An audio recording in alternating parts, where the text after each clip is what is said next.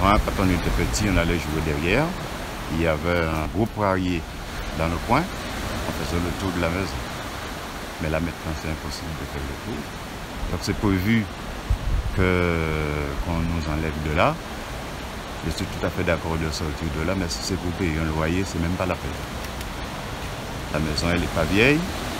La maison, je l'ai faite en 2001. J'ai 67 ans. Je n'ai jamais payé le loyer. Je suis venu ici pour faire ma maison. Alors, c'est pas maintenant que je vais sortir de là pour aller payer un loyer.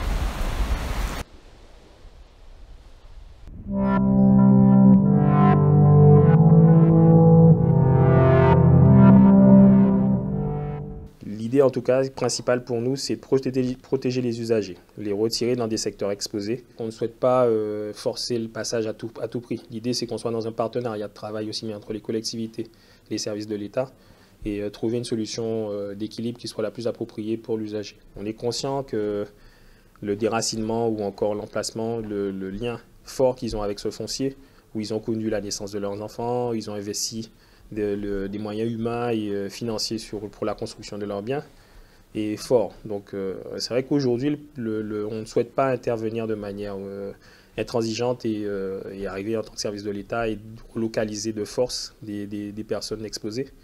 L'idée, c'est de travailler ensemble, donc à travers soit des réunions publiques où on va leur expliquer la problématique, d'abord leur expliquer les difficultés auxquelles ils sont exposés. Ils en sont conscients, mais aujourd'hui, c'est vraiment de les mettre face à la réalité.